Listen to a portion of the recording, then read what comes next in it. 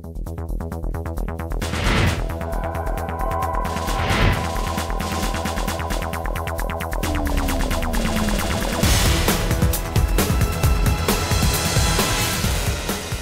पर आपका स्वागत है। मैं हूं कुमार राजेश।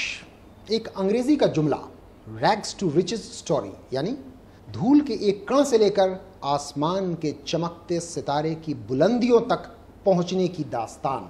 जी हां, खास मुलाकात में एक ऐसी ही रैग्स टू रिचेस स्टोरी के हीरो से हम आपकी मुलाकात कराने वाले हैं, जो कि लालू राबड़ी की सरकार में भी 9 साल मंत्री थे और इस वक्त भी नीतीश कुमार के मंत्रिमंडल के चमकते सितारों में से एक हैं। जी हां, हम बात कर रहे हैं खाद्य आपूर्ति एवं उपभोक्ता संरक्षण मंत्री एवं जनता दल यूनाइटेड के राष्ट्रीय महासचिव श्याम रजक जी के बारे में।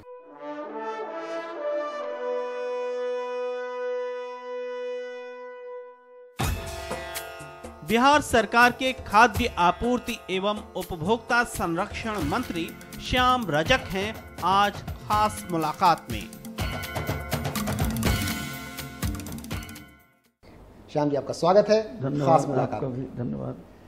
जो स्वाभाविक सी कुतूहल भरी बात होती है सबके दिमाग में कि आखिर 9 साल तक आप मंत्री थे लालू जी राबड़ी जी के रिजीम में, अभी भी आप केंद्रीय मंत्रिमंडल बल्कि राज्य के मंत्रिमंडल में नीतीश सरकार के मंत्रिमंडलों में से एक महत्वपूर्ण मंत्रियों में से एक हैं। तो आखिर कैसी ये मतलब दोनों के अनुभवों की अगर तुलना करें सबसे पहले तो देखिए, अगर एक शब्द में अगर कहा जाए तो स्वाभिमान की वहाँ रक्षा नहीं होती थी और यहाँ पर स्वाभिमान की रक्षा होती है और काम करने की पूरी छूट है। मैं किसी की शिकायत नहीं करूँगा, मैं उनके साथ रहा हूँ, 15 साल तक मैं उनके साथ रहा और नीतीश कुमार जी के साथ भी आंदोलन से लेकर करके आज तक वो अलग है कि राजनीति में मैं उनके नज़दीक कम रहा, लेकिन दोनों के काम करने के अलग अलग तरीके हैं। श्री लालू प्रसाद जी को जितनी बड़ी ताकत जनता ने दी थी, आज तक उतनी ताकत किसी नेता को नहीं मिली है। आज श्री नीतीश कुमार जी को भी उतनी ताकत नहीं मिली जितनी लालू यादव जी को ताकत मिली थी, लेकिन लालू यादव जी ने उस ताकत का उपयोग सिर्फ व्यक्तिगत स्वार्थ में किया। नीतीश कुमार जी को जो ताकत मिली उसका उपयोग बिहार की जनता के लिए किया। ये 2 शब्द में यही मैं कह सकता हूँ। लेकिन इस बात का एहसास आपको अब हो रहा है, लेकिन इससे नहीं। 9 साल तक आप मंत्री थे, ऊर्जा मंत्री थे, बाकी भी मंत्रिमंडलों का एहसास मुझे आज नहीं हुआ, एहसास मुझे पहले से हुआ और मैं कई बार आप लोगों को भी मीडिया के माध्यम से समाचार मिलती रहती थी। जब मैं मंत्री भी था तो जो मेरी आकांक्षाएं थी कि बिहार को ज़्यादा से ज़्यादा अपने विभाग के द्वारा लाभ दे सकूं, लेकिन वहाँ भी कई तरह के बाधा आए। हालांकि कुछ बाधों को हमने पार किया, बहुत सी बाधों के कारण में काम में रुकावट भी हुई और संगठन के कारण और भी व्यक्तिगत कारणों से स्वाभिमान की रक्षा नहीं कर पा रहा था। और आप जानते हैं कि जब मैंने उनको छोड़ा था तो कई बार, एक बार मैं सीधे नहीं छोड़ा। आपको याद होगा कि आपके भी चैनल में शुरुआत के दिनों में 2 साल मेरे छोड़ने के पहले भी छपा था कि मैंने सभी पदों से त्यागपत्र दे दिया और मैंने कई बार कहा था, लेकिन जब मैं बार बार आग्रह के बावजूद भी मैं देखता था कि बात बहुत अच्छी होती थी, उनका स्नेह मिलता था, इसमें मैं कहीं दोहरा नहीं।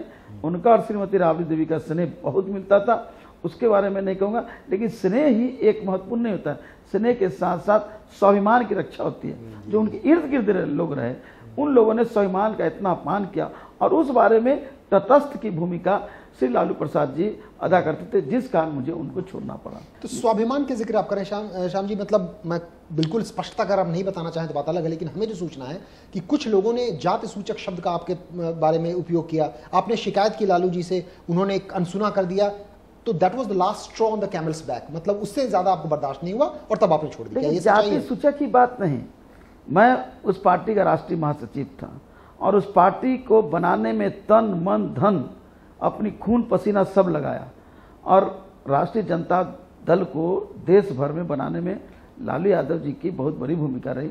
लेकिन उसके बाद मेरी भी भूमिका एक बहुत नहीं कहा जाए, लेकिन थोड़ी महत्वपूर्ण रही, जिस कारण राष्ट्रीय स्तर पर नहीं, ये तो मैं तस्दीक कर सकता हूं। पिछले 10-15 साल से मैं जब मैंने लालू यादव जी को देखा है, उनके साथ आपको हमेशा मैंने खड़ा देखा है। लेकिन काम के साथ साथ स्वाभिमान का मतलब सिर्फ जाति सूचक ही नहीं, वो तो एक महत्वपूर्ण मुद्दा था ही, लेकिन उसके साथ भी काम में बाधा और अपमान की इतनी घूंट मैंने पीने का काम किया कि उसके बाद सीमा से ऊपर हो गया। तो मैंने उनसे आग्रह किया, लेकिन उसको उन्होंने, मैंने कहा ना, तटस्थ की भूमिका अनसुना कर दिया उन्होंने। और तटस्थ जब रहते थे तो मुझे लगा कि अब मेरे सामने कोई दूसरा रास्ता नहीं है। और मैंने उनसे कहा कि अगर आप इसका समाधान नहीं करेंगे तो कहीं ना कहीं आपको इसका मलाल होगा कि मैंने सही समय पर फैसला नहीं लिया।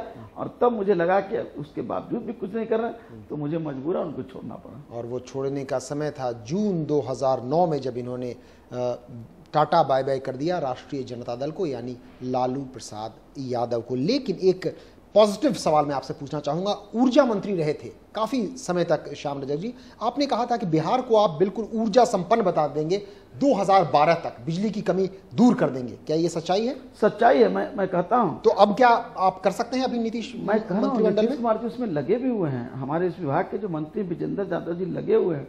लेकिन सवाल ये है, 2012 तक तो अब मुश्किल है, लेकिन जो भारत सरकार से जो हमको सहयोग मिलना चाहिए वो सहयोग नहीं मिलता। और फिर लोग कहेंगे कि भारत सरकार, राज्य सरकार और केंद्र सरकार का मामला है। लेकिन देखिए, संघीय ढांचा है और संघीय ढांचा में कुछ अधिकार होते हैं भारत सरकार को। गंगा राष्ट्रीय संपत्ति हो गई, अब राष्ट्रीय नदी हो गई।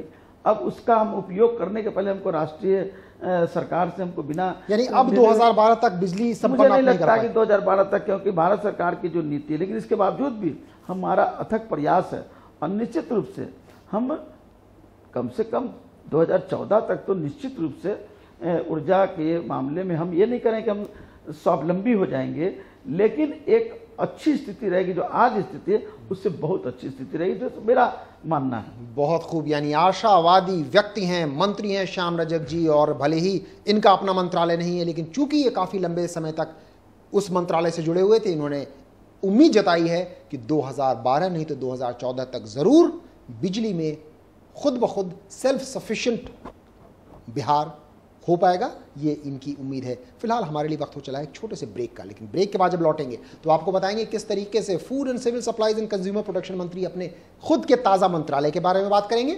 साथ ही आपको बताएंगे कि क्या है इनका पारिवारिक बैकग्राउंड, कैसे हुआ इनका राजनीतिक संघर्ष, और रैग्स टू रिचेस स्टोरी की झलकियां भी हम आप तक लाएंगे इस छोटे से ब्रेक के बाद।